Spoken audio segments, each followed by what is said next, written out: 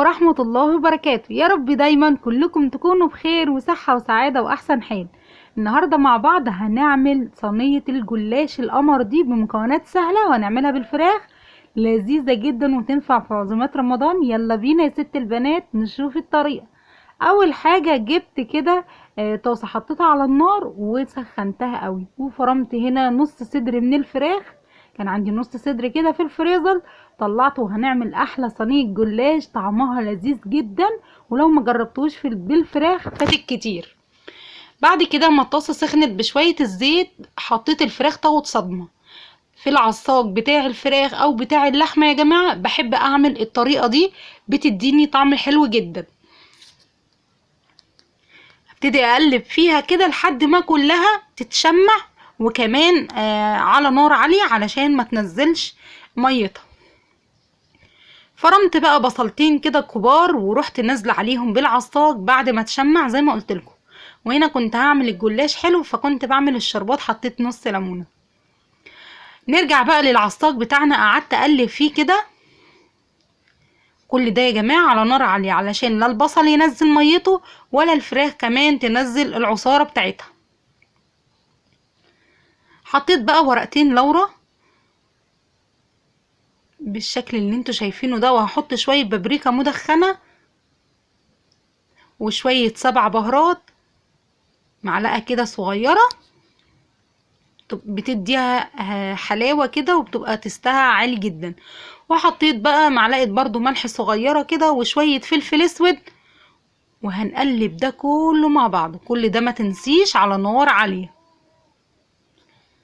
علشان لما تيجي تحطي حشوة الجلاش دي وتيجي تقطعي الجلاش ما يبقاش معاكي حتة الجلاش كده مش ماسكة في بعضها، ما تبقاش طرية قوي، ويبقى فيها العصارة بتاعت الفراخ والبصل.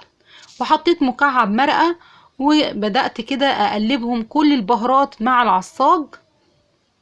عايزه اقول لكم ريحتها حلوه جدا.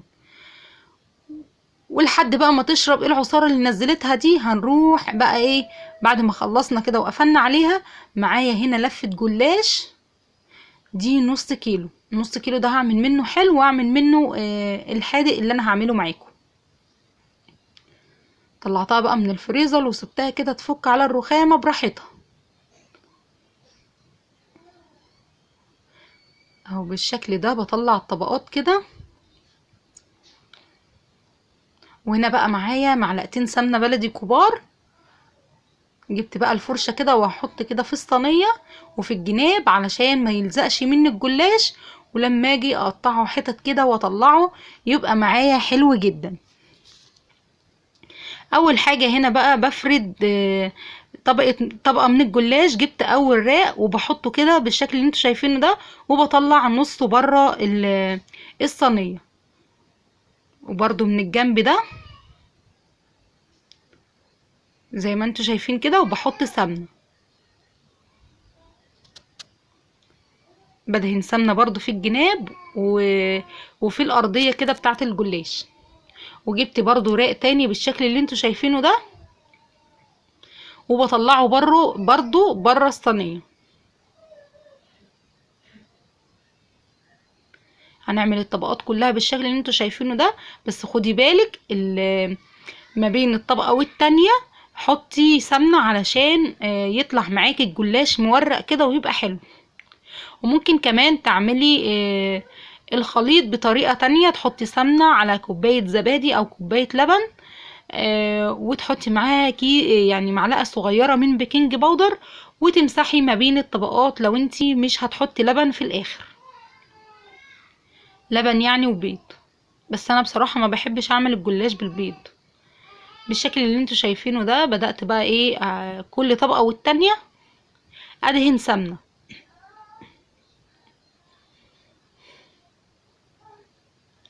خلاص هنا بقى العصاج بتاعنا شايفين اللي والله العظيم اللي يشوفه كده يقول ده لحمة مش فراخ. ما شاء الله طعمه حلو جدا جدا، ما شاء الله يعني كان حلو. نزلت بقى العصاج، شايفين يا جماعة صدر الفرخة والله نص صدر، ما شاء الله هيعمل لي الصينية الكبيرة دي. بدأت بقى اسوي كده العصاج علشان يملى معايا الصينية بتاعتي. خلاص كده سويناه، وهبتدي بقى احط رقين من الجلاش. ادي اول رقه هطبقها على قد الصينيه بالشكل اللي انتوا شايفينه ده. وبدأت بقى الجناب اللي انا كلها حطاها بره دي بدخلها واحط ما بين الرق ده والرق ده سمنه، يعني اطبق الرق ده واروح حاطه سمنه، اطبق التاني واروح حاطه سمنه عشان يطلع معايا مورق ويبقى حلو جدا. خلاص كده، لا خلصت؟ لا لسه ما خلصتش، لسه بقى هنحط طبقتين كمان علشان الوش معايا يطلع ايه، حلو كده، كذا طبقة، ما يطلعش رقيق ويتحرق مني بسرعة. اهو. هنا بقى جبت ورقة الجلاش وتنيتها برضو بالشكل اللي انتوا شايفينه ده. هنا انا كنت مستعجلة جدا لان انا صاحية متأخر، يا دوبك نمت كده شوية وصحيت متأخر. خلاص هنا بقى لفة الجلاش بتاعتنا خلصت، عملنا نصها والنص التاني هنعمله حلو زي ما انا قلت لكم. جبت بقى هنا الجلاش وجبت سكينة تكون حامية معاكي علشان تعرفي تقطعي الجلاش. قطعته بقى مربعات بالشكل اللي انتوا شايفينه ده. انت ليكي حرية الاختيار، عايزة تعملي رول، عايزة تعمليه بالطريقة العادية اللي انا عاملاها دي، ليكي انت حرية الاختيار. بدأت اقطعه بقى كده مكعبات واقطعه للاخر كده وبالشكل اللي انتوا شايفينه ده، ورحت جايباه بالطول علشان يطلع معايا مربعات صغيرة او وسط زي ما انت حباها يعني. انا هنا بحط السمنة في الاخر، ما بحبش احطها وانا بقطع الجلاش علشان بتقعد الورق كده يتزحلق مني. في الاخر كده بقعد انزل عليه كده، ولو في حته ما فيهاش سمنه بروح عاملاها بالفرشه عادي جدا. وهنا دخلت الفرن وجبت كوبايه لبن من غير اي حاجه بعد ما تشمع كده، وسقيته بكوبايه اللبن دي بس. جربيه بكوبايه اللبن وما تحطيش بيض، هيطلع معاكي تحفه. وما شاء الله هنا صينيه الجلاش الله اكبر ما شاء الله حلوه جدا، وريحتها بصراحه بتتكلم عن نفسها. ويا رب يكون الفيديو عجبكم، ما تنسوش تحطوا اللايك وتشتركوا في القناة، والسلام عليكم ورحمة الله وبركاته.